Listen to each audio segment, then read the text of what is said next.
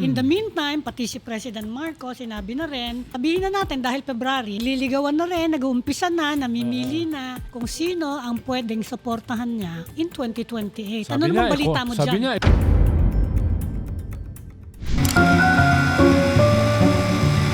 This is truth on the line.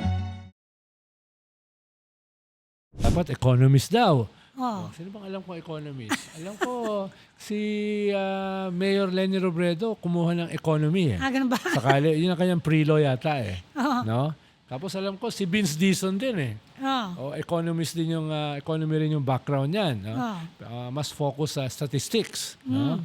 Hindi ko alam si John Vic. Sabi nila meron din yata siyang Law ang alam ko lang na ano niya. law, pero mukhang economy rin yata yung pre-law. So marami mga possibility na mga... Ikaw ba? Ano ba kinuha mo? Sige, ano pa? Journalism lang ako.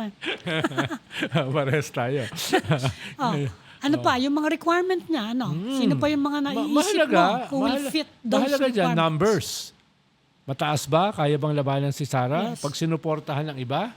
Ngayon kasi wala ka namang makikita na katapat ni Sara. Maliban kay Raffy Tulfo na nagsabi na hindi siya tatakbo for anything higher than the Senate. Dahil nung hindi niya sinasabi yan, mas mataas pa siya kay Sara by 1 point eh. 35-34. Pero nung sinabi niya, huwag niyo na ako isama dyan. Wala akong balak na ganyan. Medyo bumaba siya. Pero number 2 pa rin siya eh. No? Number 2. So ang titingnan dyan ay numbers. Sino ba yung sa public as well as private survey firms nitong mga ito ang merong chance sa kanilang data analytics na talunin si Sara. Yun yung titignan dyan. At ikatlo ay basta malinaw na anti-Sara. No? Yun yung mahalaga sa kanila eh.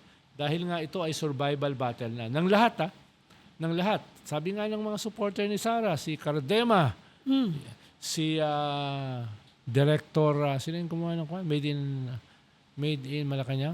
Si Paul, yung director Paul, na yun, yeah. no? Tapos yung yung sila Sasot, etc. Gaganti kami. So gantihan ito eh. So makikita mo at lagi sinasabi naman ni Vice President Sara yan, hindi kami makakalimot, hindi kami magpapatawad. So makikita mo talaga parang bloodbath ang 2028 pag nanalo sila. So all the others this wasn't lost on them. Pero at the same time, alam nila, hindi ganun kadali mag-unite. Officially, formally. Yes.